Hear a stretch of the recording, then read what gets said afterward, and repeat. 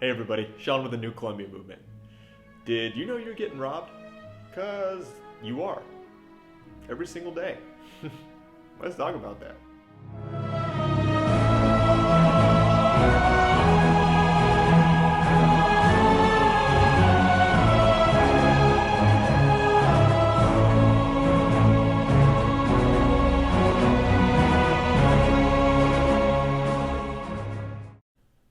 What you're about to learn here today is probably the most important thing that you could learn in your lifetime.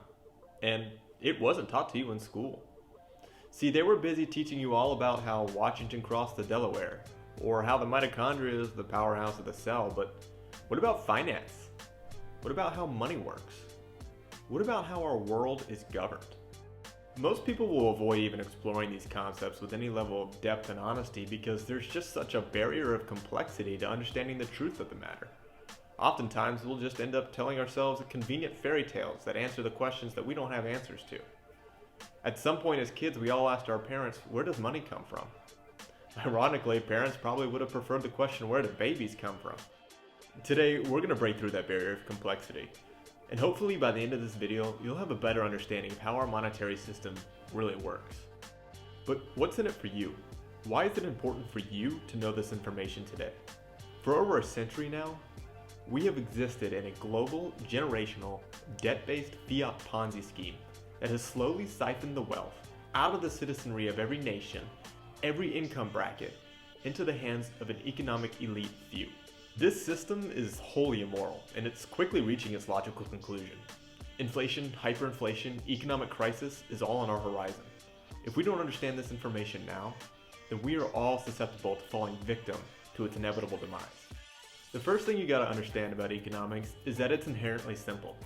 Economics was invented by idiots like me, who simply wanted to be able to trade their bushel of potatoes for your chicken. Unfortunately today, we're a far cry from the simplicity of those levels of economics. You have to understand that complexity is the tool they use to rob you. When you can't understand the system that you're operating in, how do you know if you're being robbed or not? While we explore this topic today, I want you to keep the definition of usury in mind. The unethical or immoral lending of money that unfairly enriches the lender. For a long time, usury was outlawed in Western Europe, particularly during the time of Christendom. Now, in a seemingly complete 180, our secular society has made usury the foundation of modern economics. You can't buy a house, go to college, even buy a car without taking out a loan and potentially going into lifelong debt. But more on the nature of all that later. To start things off, we first have to understand the difference between currency and money. Currency and money actually share quite a few properties. They're both a medium of exchange, they're both a unit of account, they're portable, they're both durable, divisible, and fungible.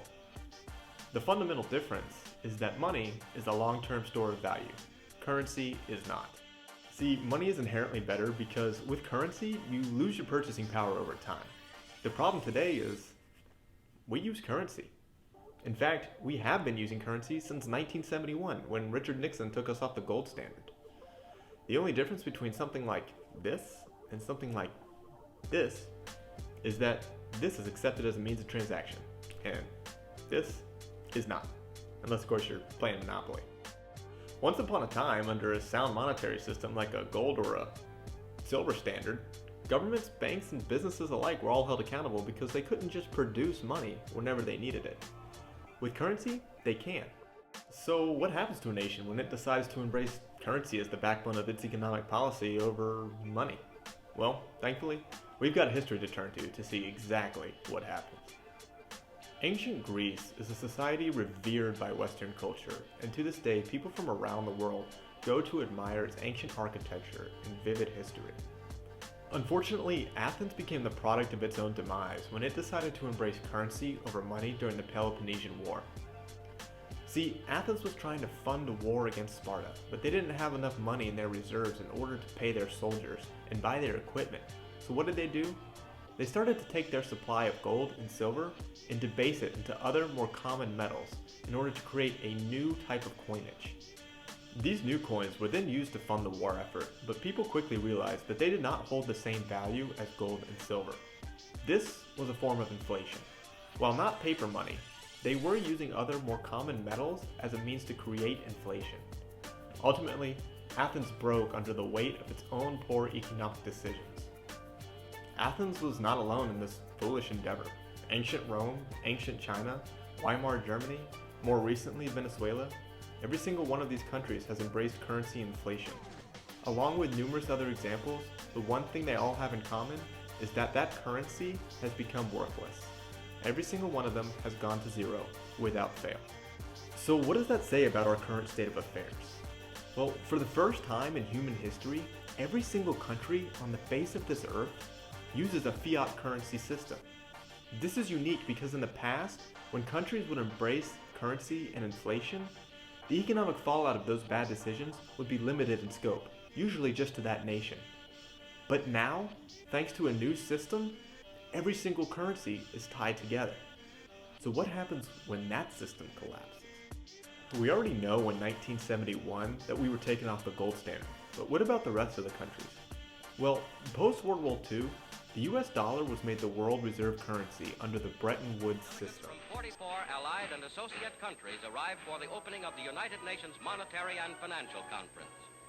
Invited by President Roosevelt to the first major world financial meeting since the London Conference of 1933, they will work in the seclusion of this White Mountains resort.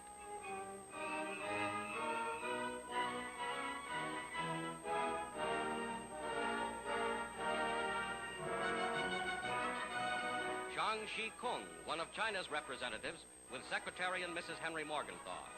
United States Treasury Secretary Morgenthau heads the American delegation. On the opening day, in his role of acting conference president, he addresses the meeting. To be discussed are plans for the stabilization of world currencies. All agreements must be ratified by the governing bodies of the nations involved before becoming effective. What this meant was that the US dollar would be tied to gold and all other currencies around the world would be tied to the US dollar. So when we were taken off that system in 1971, every currency became a fiat currency. Something like that is completely unprecedented, and it's hard to imagine the scale of the fallout of this system collapsing. So how did we end up here? And how exactly does this translate into you getting robbed? I'm glad you asked.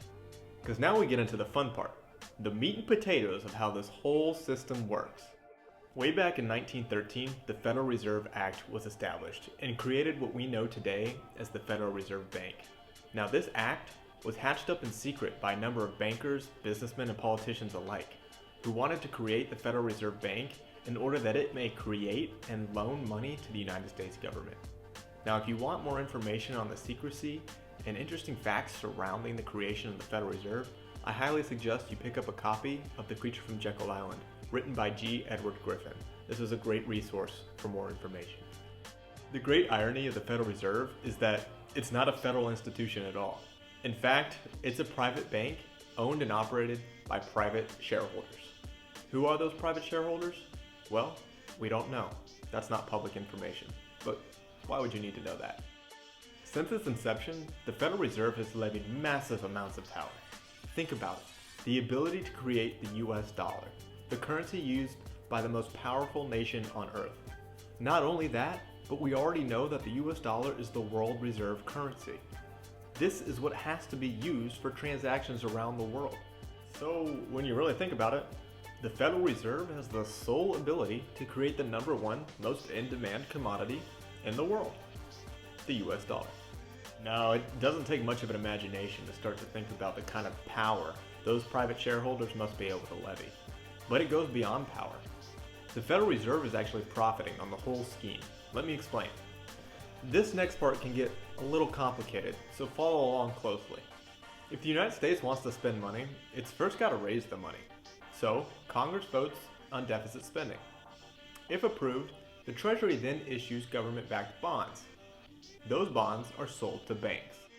Keep in mind that a bond is just a glorified IOU with appreciating interest over time. The government is selling these to banks and saying, we will pay you this amount plus its appreciated interest in X amount of years. But how can the government sell this to banks when they don't have the money to pay them in the first place? In fact, this whole process is being used to raise that money that they don't have. Do you see the confusing complexity here? Well, it gets worse. Now, those banks bid on those bonds. Banks that win the bid take those bonds and turn right around and sell them to the Federal Reserve. Yeah, our old friend, the Federal Reserve. Because the Federal Reserve will buy it off the banks at a premium. But how is the Federal Reserve affording these? Well, quite simply, they're writing checks that can't bounce. That's right, the Federal Reserve has no reserves. So whenever they write a check, they are literally creating money. That money goes to the banks, who then will probably go and bid on more government bonds. And now you have a stockpile of government bonds piling up at the Federal Reserve, a private banking institution. Kinda makes you wonder who we really owe all of our debt to, doesn't it? How many trillions of dollars in debt are we now? Starting to make sense? So let's recap. The government votes to spend. The Treasury issues bonds. The Treasury sells those bonds in a fundraising program to banks. Banks bid on those bonds and buy those bonds so they can turn around and make a profit by selling it to the Federal Reserve at a premium. Yeah, don't forget, the banks are making a profit in the middle too. The Federal Reserve then buys those bonds with money that it gets to create out of nowhere. The banks then take that money, turn around and buy more treasury bonds or do whatever the heck they're gonna do with it.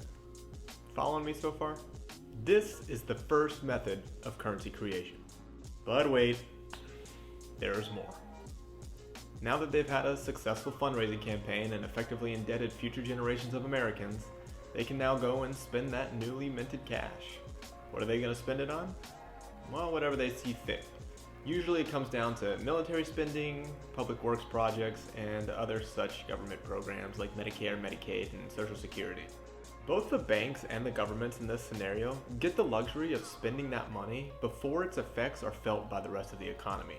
In other words, before inflation hits and prices start rising. Eventually though, through government spending, that money does find its way down to the common worker. Your average military personnel, your contractor, those who are on Social Security and Medicare, that money is direct deposited into the economy. Once the money starts finding its way down to the average worker, those men and women take that money and go deposit it into their bank. That's right, the same banks that are profiting off of the currency creation. In reality though, you're not just depositing your money into the bank for safekeeping. No. You're loaning your money to the bank. Every time you put money into the bank, they pretty much have carte blanche to do whatever they want with it. Loan it out, gamble in the stock market, reinvest it somewhere else. That's right, it's a loan. And you're getting a negligible interest rate at that. Check your dividends. Not much, is it? This is where we get into the secondary means of currency creation, fractional reserve lending. Yeah, you heard me right. They weren't satisfied with just one means of currency creation, but they had to go all the way. Now, I want to make this as simple as possible.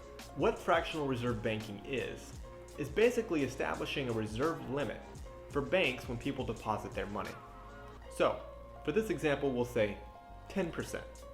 So if I walk into the bank and I want to deposit this $10 bill into my bank account, the bank will then take that $10 and put it into my bank account. So when I check my bank, it'll say that I have $10 in the bank.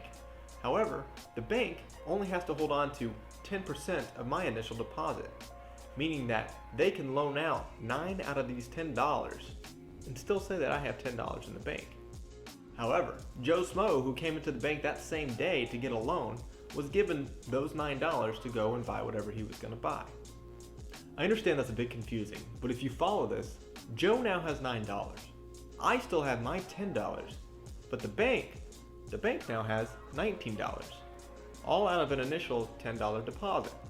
Not only does Joe owe the bank back those $9 that he didn't really have to give out in the first place, but he also owes interest, whatever percent interest he agreed to on the loan in the first place.